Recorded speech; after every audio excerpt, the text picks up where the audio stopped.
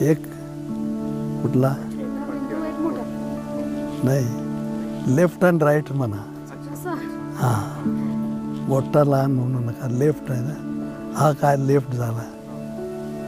तो जो व्यवहारी लोक असतात त्यांचा लेफ्ट मेंदू फार चालतो. आणि जे कलाकार आहेत माझ्यासारखे, कवी आहेत, लेखक आहेत, त्यांचा राईट मेंदू ॲक्टिव्ह असतो. आणखीन एक फरक सांगतो, स्त्रियांचं वेगळं असतं. ती ह्या दोन्ही मेंदूला जोडणारी जाळी असते, ती इथं आहे, इथं मानेवर. ते दोन्ही मेंदूला जोडलेली असते.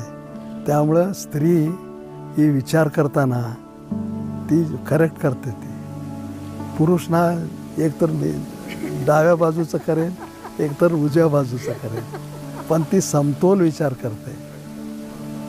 ते महत्त्वाचं आहे. आता मी मेंदू, आता हे इकडचा हा कुठला